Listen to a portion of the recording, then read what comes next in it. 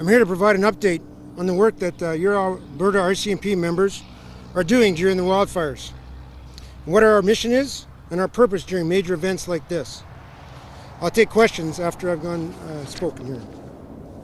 Since the beginning of the fires, our members and support staff have been doing incredible work in our communities to ensure the safety and security of our families, their homes and businesses throughout the affected areas. They have been working in partnership with provincial agencies, municipal governments, and responding fire and emergency management agencies. This includes many First Nation communities who have been working tirelessly with their RCMP detachment commanders. What has been so incredibly humbling over the last couple weeks is our interactions with the residents who, despite going through a stressful and emotionally taxing situation, took the time to recognize that we are there to help. The thumbs up, or the thank you when you're passing a checkpoint. Those mean so much to our members that it comes up in our briefing meetings all the time. So to all those members of the public who showed us their support, we thank you. And we thank everyone who has helped by taking the steps to be prepared. In situations like this, time is valuable. And you help us by being ready and trusting those of us that are tasked with preserving public safety and protecting communities from crime. I'm going to talk about that now. I'd like to start by emphasizing that so far, crime in the evacuated areas has not been widespread. The RCMP recognizes that evacuees are naturally concerned about their property when they are not there to look after it. So we have taken steps to keep it safe. Since May 5th, we have brought in members and operational support units from all over Western Canada to assist with public safety and crime reduction efforts. There are currently 342 total RCMP members from Alberta and 21 members from British Columbia's E Division who recently arrived to assist us. These additional resources remain in place to assist with evacuation efforts by going door to door, talking to residences, assisting where possible, and sharing information on resources available to them. RCMP members have established and maintained perimeter controls and checkpoints in fire-affected communities and continue to conduct roving patrols of our neighborhoods, commercial and industrial zones. These activities are the basis of the RCMP's continuous round-the-clock crime suppression efforts, ensuring that nobody is in an evacuation zone that shouldn't be. This operational structure supports the Alberta's RCMP's quick response capacity to unfolding events and gives us the ability to act on new information immediately. Our specialized crime reduction units from Central, Eastern, and Western Alberta districts are here and have been tasked with the tracking, monitoring, and apprehension of priority offenders and other individuals who might unfortunately see the wildfires as an opportunity to create more problems for people. Our Special Tactical Operations Unit, emergency response teams, and general duty members continue monitoring the checkpoints, patrolling communities, and utilizing a full complement of technological tools to continuously track unfolding situations throughout the fire-affected communities in Alberta. These tools include drones, helicopters, and fixed-wing aircrafts with night vision, trail cameras, traffic and security cameras, video feed from property owners, bait vehicles employed as part of a number of overt and covert strategies. We've also increased our resource levels for our intelligence groups to predict and help prevent criminal behavior, as well as for our investigation teams who can follow up on any such activity. All of these resource deployments come together to support Alberta's RCMP crime reduction strategies and enhance public safety. I'm happy to report that these units have been successful in their efforts. A number of priority offenders from different areas have been taken into custody or removed from communities. There have been 28 reported instances of break and enter or trespass, with 12 individuals arrested.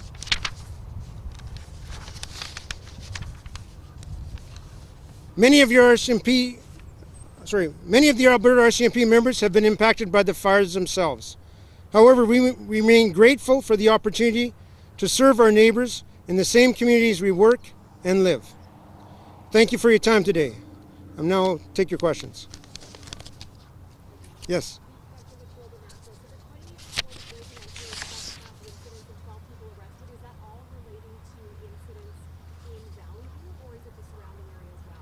No, that's in the entire area of the province that has been dealing with evacuation zones, so that's across the entire area.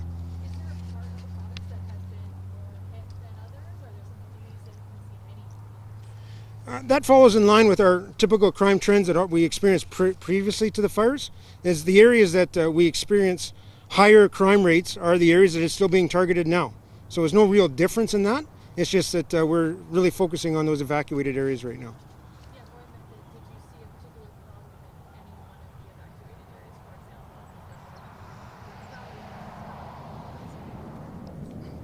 Not any more than would be anticipated.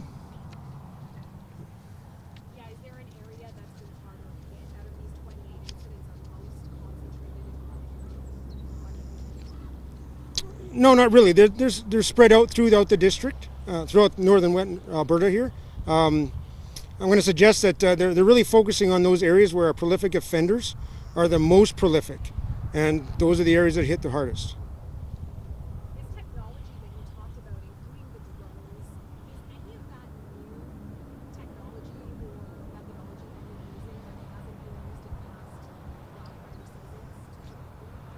So the drones specifically are something new for us in this event.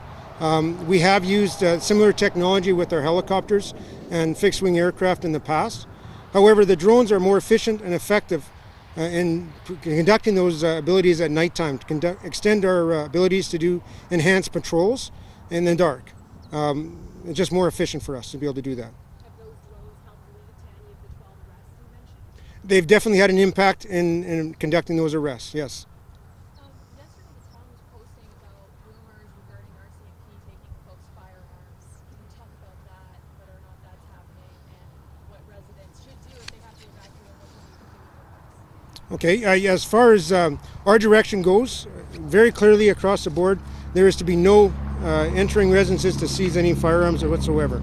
That is not what our role is here. Our role is to deal with public safety and dealing with combating crime in these areas.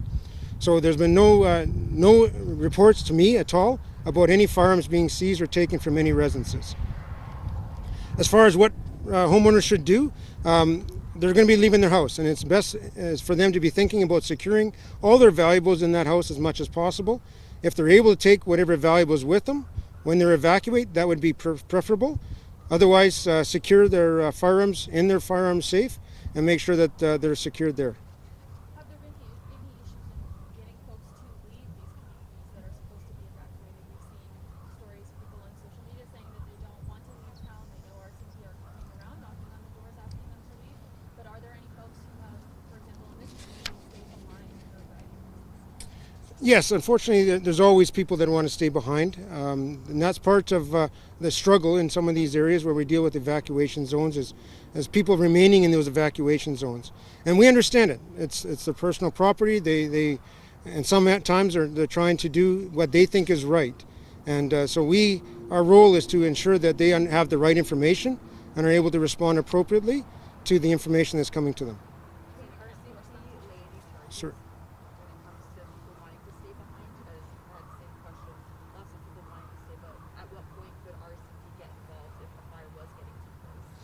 The RCMP is not going to be laying any charges in regards to anybody staying behind. That is not something that we're focusing on whatsoever.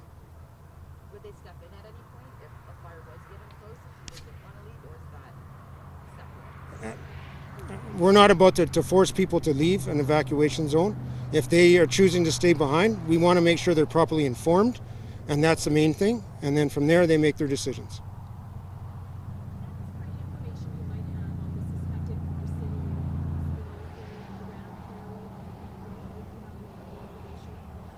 I don't have any details on it. I do know that there's some active investigations regarding a number of our fires throughout the province in regards to potential suspicious starts. So I don't have any specific details on that one.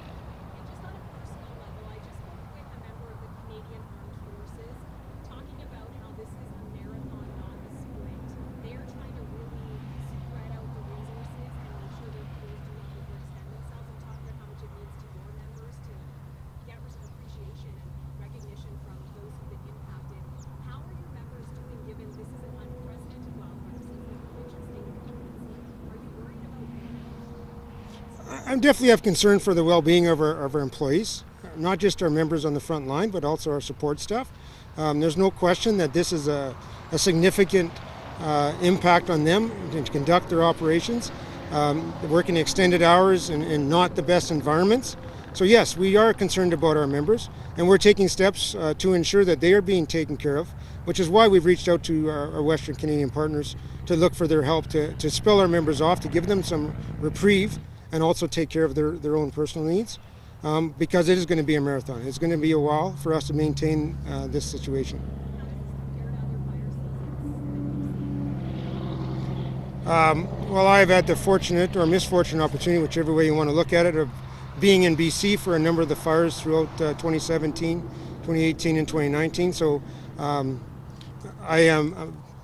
the situation is similar in many ways. But for Alberta, this is unprecedented in many ways.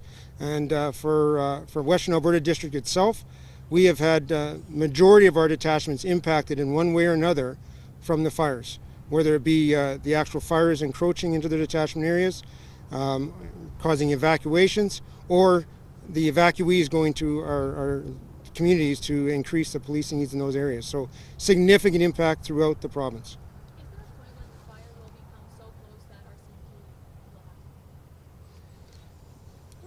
I'm suggesting that there possibly could be, but obviously our focus is making sure that we're safe as well as the public. And so we'll be monitoring that, communicating with our partner agencies, and ensuring that wherever we're at is going to be safe for our members and doing our job.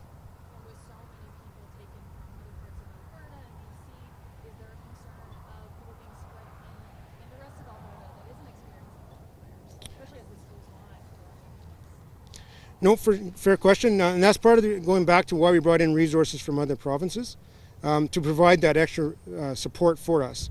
We do have other policing needs elsewhere in the province that still need to be addressed, and so we can't have everybody up here. And so we do need that support, which is why we've reached out to other communities and other provinces. So other provinces other than BC? Yeah, so we've had F Division, which is Saskatchewan, assisting, as well as D Division has been involved as well, which is Manitoba.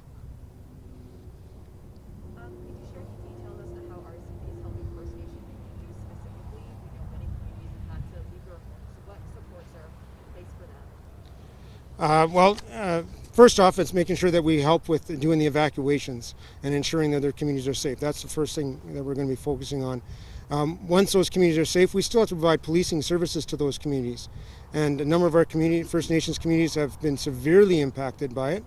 And so our focus is really to be there to whatever needs the community needs in regards to policing and providing that policing support. So we have ongoing discussions with chiefs and councils about what their needs are, what their plans are, and we're ensured that we're going to be there to help them as we transition to whatever is coming down for them as far as what they need to do, because it's going to take some time.